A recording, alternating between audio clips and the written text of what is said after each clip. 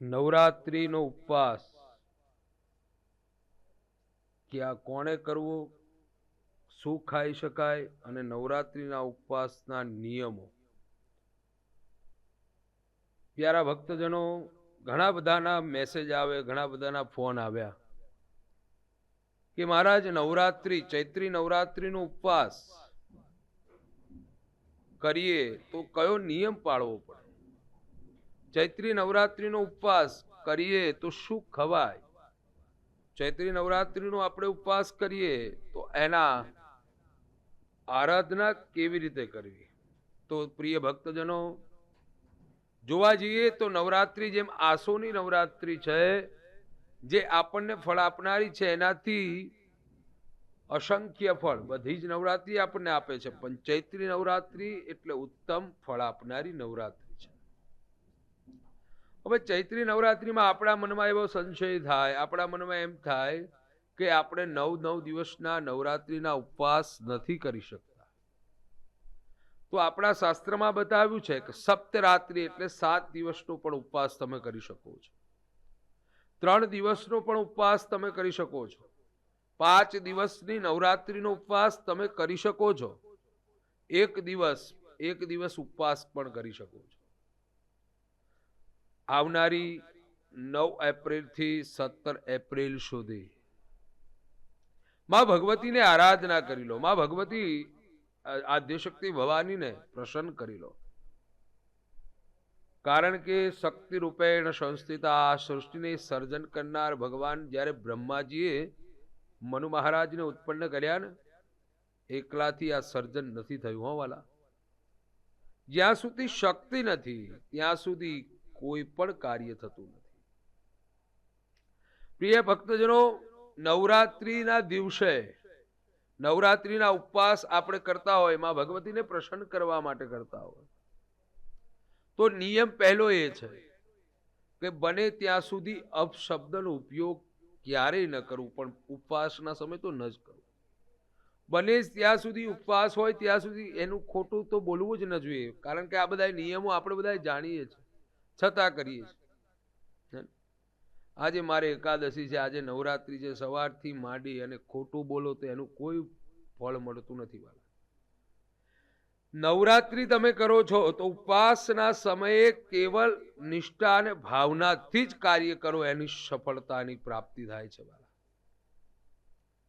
તો પ્રિય ભક્તજનો, નવરાત્રિના સમયમાં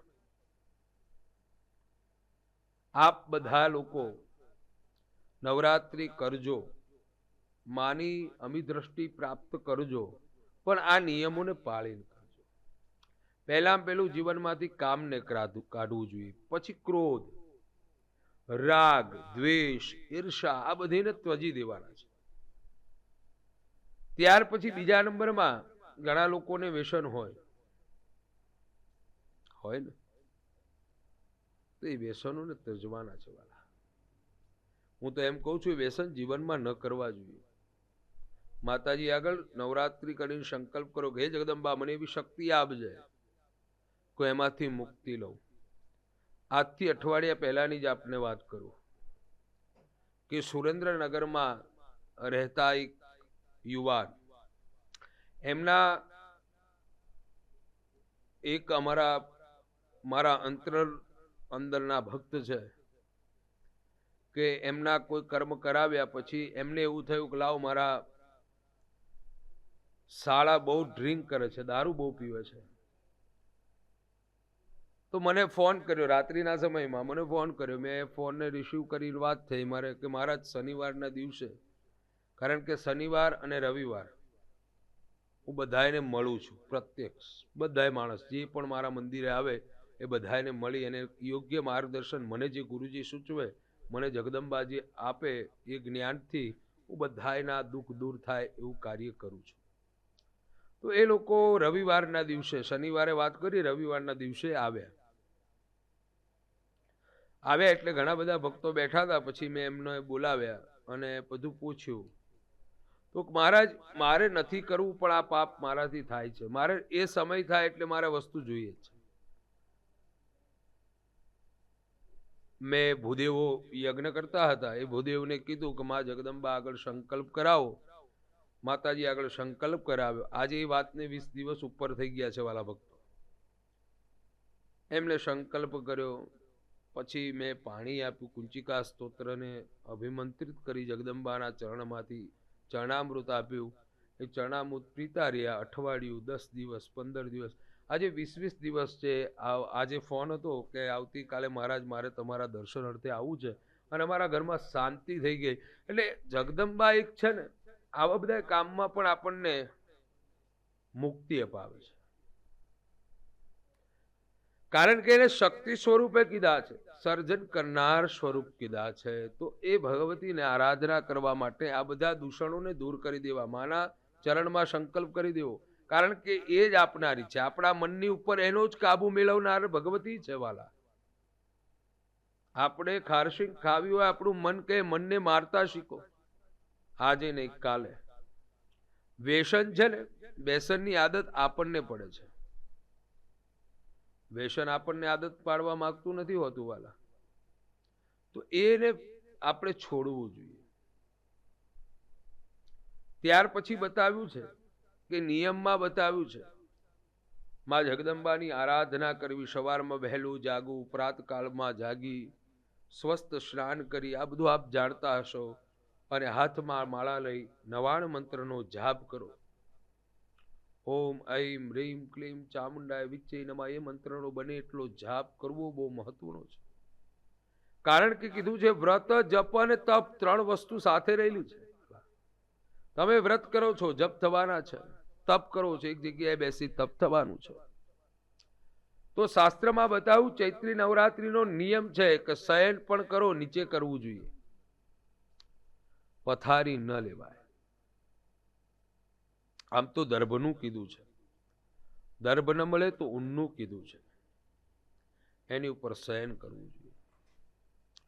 અસત્ય ક્યારે પણ ન બોલવું, પર્વના સમયે તો બિલકુલ સત્યને જ વાપરવું. ચૈત્રી નવરાત્રીના દિવસે બની શકે તો ઉપવાસ તમે કરી રહ્યા છો, તો ઉપવાસમાં ઘણા બધા છે ને ફલાહાર. હવે ફલાહારની વાત આવી એટલે અનેક પ્રકારના આહાર લઈ લે. સવારમાં ઉઠે એટલે સૂઠની ચાથી શરૂઆત થાય, સાંજે સુવે ને તો ગરમ મજાનું સરસ મજાનું પાછું બદામનું દૂધ પીને સૂઈ જાય. વચ્ચે કેટલી બધી વસ્તુ આવે, સવારમાં ચા આવે, થોડી વાર થાય સિંગદાણા આવે, પછી ફરાળી ચેવડો આવે, વેફર આવે, પછી પાછું સૂકી ભાજી, મોરીઓ, કઢી, અત્યારે તો ફરાળી રોટલી થઈ ગઈ, ફરાળી પૂરી થઈ ગઈ, એ બધું થાય.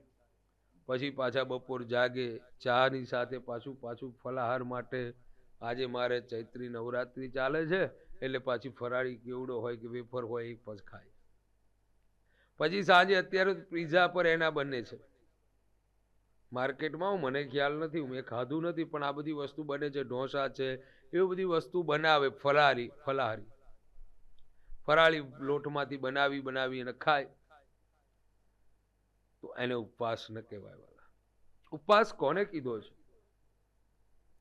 કેવલ ફલનો આહાર એટલે ફલાહાર. એક ફલને ભગવાનને ધરાવી અને એનો ભોગ લગાવી અને ભગવાનને અર્પણ કરી, જગદંબાને ભોગ લગાવી અને એ ફલનો આહાર કરવામાં આવે, એને ફલાહાર કહેવામાં આવે છે. કેવલ એક ફલનો આહાર એ ફલાહાર છે. ચૈત્રી નવરાત્રી તમે એકટાણું પણ કરી શકો છો,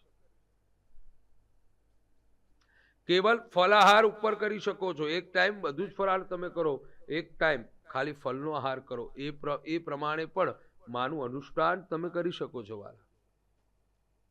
તો ઉપવાસના સમયે કેવું ન ખવાય, બજારની વસ્તુ ક્યારેય ન ખવાય, બજારની વસ્તુ ક્યારેય ન ધરાવાય. ઘણા લોકો એમ કરે છે કે સરસ મજાના પેંડા છે, સરસ મજાની બરફી છે, સરસ મજાની વસ્તુ છે, લાવી ભગવતીને ભોગ લગાવે છે. હું તો અશુદ્ધિ માનું છું વાલા. કારણ કે બતાવ્યું છે તમે ઘરે બનાવી અને જે અર્પણ કરો, જે ભોગ લગાવો, જે જગદંબાને આપો, એ જ સાચી વસ્તુ છે વાલા. કારણ કે તમે ઘરે બનાવેલી વસ્તુ છે એ પવિત્ર છે. તમે મન સાચું પવિત્ર રાખીને અર્પણ કરો છો, તમે એટલા બધા શુદ્ધ થઈ અને બનાવો છો, અને તમારા મનમાં એક જ ભાવના હોય છે કે આ મારે માતાજીને ધરાવવા માટે બનાવવું છે. એ બંને ભાવ અંદર ભળે ને ત્યારે એ પ્રસાદને પવિત્રતા થાય છે, અને પછી એ ભોગ તમે લગાવો તો એ ભોગ જગદંબા જમે છે. પણ આપણે અનેક પ્રકારના ભોગ બહારથી લાવી, અને હું તો કહું ગમે તેટલા ભોગ લગાવશો, માં જગદંબા પ્રત્યેકાર હા દયાની દેવી છે, કરુણાની દેવી છે, સ્વીકારી લેશે. પણ આપણે શુદ્ધતા બતાવી છે કે ઘરે બનાવેલી વસ્તુ જ જગદંબાને અર્પણ કરો. ફળ જો કદાચ આપણી પાસે એવો સમય નથી તો કેવલ એક ફળ લાવી અને પણ એને સ્વસ્થ ધોઈ સરસ મજાનું અર્પણ ભગવતીને કરો, અને એ જ ફળનો હાર કરો. આ પ્રમાણે ચૈત્રી નવરાત્રિના ઉપવાસ જો કરવામાં આવે ને તો જગદંબા ભગવતી રાજી થાય છે, ભગવતી અત્યંત પ્રસન્ન થાય છે. ભગવતીના અનેક પરચાઓ છે, એમાંનો એક પરચો આપને જણાવું. એક ગામડું ગામ છે, અને ચૈત્રી નવરાત્રિનો આ પ્રસંગ છે. ચૈત્રી નવરાત્રિનો આજ એક ડોશીમાં વર્ષોના વાણા વીતી ગયા, પણ જગદંબા આદ્યશક્તિમાં ભવાની ખોડિયારની ઉપર એટલી બધી અમિદ્રષ્ટિમાં ભગવતીની એટલી આરાધના કરે. એ માજીનું આજ અંગમ ગલિતમ પિંડમ પલિતમ દદગૃષિ આશા ઘૃતમ દંડમ ભજ ગોવિંદમ ડોશીમાના અંગળવા લાગ્યા છે. પણ ચૈત્રી નવરાત્રિ આવે ને એટલે ડોશીમાની ઉપર એવી ચમક આવી જાય, આ તો માં જગદંબાની નવરાત્રિ છે, મારે નવરાત્રિના ઉપવાસ કરવા. ડોક્ટરો કેટલી બધી દવાઓ આપે છે, ઘરના લોકો ના પાડે છે. ડોશીમાં કહે છે, માજી કહે છે, દીકરા આમાં ભગવતી નવરાત્રિના ઉપવાસ થકી તમારે ઘરે લીલી વાડી છે. બેટા નવરાત્રિના ઉપવાસ થકી તારો જન્મ છે. બેટા નવરાત્રિના એકટાણા કર્યા ત્યારે આ અગણિત સંપત્તિના માલિક તમે થયા છો. ત્યારે કહે કે માજી માં વાત બધી સાચી છે, પણ માં હવે તમારામાં એવી તાકાત નથી કે તમે ઉપવાસ કરી શકો. ત્યારે માં એક જવાબ સુંદર આપ્યો છે. નાલા ભક્તો એ સાંભળજો. ઘણા લોકો એમ કહે છે કે મહારાજ મારે નવરાત્રિ કરવી છે પણ મારામાં ઉપવાસ કરવાની તાકાત નથી. એ લોકોએ આ ખાસ સાંભળવું. માજીએ જવાબ આપ્યો, બેટા કોઈ પણ વસ્તુમાં શક્તિ પૂરનાર કોણ છે? હે, તારામાં રુધિર બનાવનાર કોણ છે? આપણે ગમે તેટલું ખાઈએ પીએ પણ લોહી બનાવનાર જગદંબા છે. તારું સર્જન કરનાર કોણ છે? પોતે ભગવતી સ્વરૂપમાં છે. એટલે શાસ્ત્રમાં બતાવ્યું છે. અને તમે માની ઉપર શ્રદ્ધા રાખીને ગમે તે વન વગડામાં તમે ફરતા હોય, અને હું તો મારી જોડે બનેલા ઘણા બધા દાખલાઓ છે. અતુષ્ટ શ્રદ્ધા તમે રાખો ને એ જગદંબા પૂરી કરે ને કરે છે. ઘણા બધા મારું જે મંદિર છે આણંદ જિલ્લામાં તારાપુર તાલુકામાં મોરજ ગામમાં ઉમિયાજીનું મંદિર છે ને, જેટલું ઊંઝામાં મૂર્તિનું તાત્પર્ય અને પ્રતિભાવ છે એ જ અત્યારે મોરજ ગામમાં ભગવતીના સમક્ષમાં છે. એનું કારણ એક જ છે. એનું કારણ એક જ છે કે એની ઉપર અતુચ્છ શ્રદ્ધા અને માની ઉપર અતુચ્છ શ્રદ્ધા રાખીને તમારું નાવ સૃષ્ટિમાં મૂકી દો.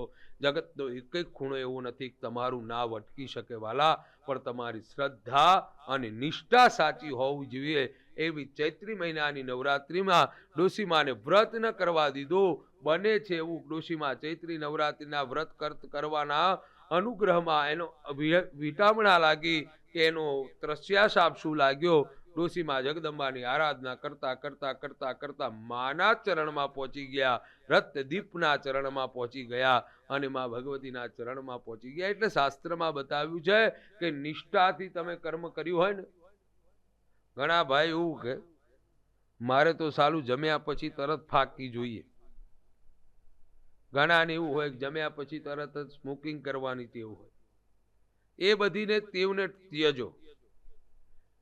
આપણે એવી ટેવ પાડીશું કે એના વગર આપણને ન ચાલે. ડોશીમાને ચૈત્રી નવરાત્રિ કે કોઈ નવરાત્રિ કર્યા વગર ન ચાલે, અને એમને એ અનુગ્રહ કરતા કરતા માનું ચિંતન કરતા કરતા તે સ્વર્ગમાં પહોંચી ગયા, એમ આપણે પણ એવો અનુગ્રહ રાખીશું કે આવનારી ચૈત્રી નવરાત્રી આપણે પણ એવા સહયોગ, એવું નથી નક્કી કે તમે 9 દિવસ કરો છો, કદાચ એક રાત્રિનું પણ પ્રયોગ તમે કરી શકો છો, ઉપવાસ તમે કરી શકો છો, 3 રાત્રિનો ઉપવાસ તમે કરી શકો છો, 5 રાત્રિનો ઉપવાસ તમે કરી શકો છો, અને 7 અને 9 રાત્રિનો ઉપવાસ પણ તમે કરી શકો છો. તો પ્રિય ભક્તજનો, આવનારી ચૈત્રી નવરાત્રિમાં આ પ્રમાણે જો કાર્ય કરવામાં આવે, આ નિયમ પ્રમાણે, તો માં ભગવતીની અમી દ્રષ્ટિ પ્રાપ્ત થાય. ગમે તેવા કાર્ય હોય, માં ભગવતીની કૃપાથી પરિપૂર્ણ થશે અને અનેક પ્રકારના ચમત્કારો તમારા આખા વર્ષમાં તમારી ઉપર માનો હાથ રહેશે ને, એટલે અનેક પ્રકારના સુખ તમારા જીવનમાં મળે અને મળે. દુઃખ માના શરણથી, દુઃખ માની ભક્તિથી ભાગી અને ભૂખવું નિશ્ચિત થઈ જાય છે વાલા, નિશ્ચિત થઈ જાય.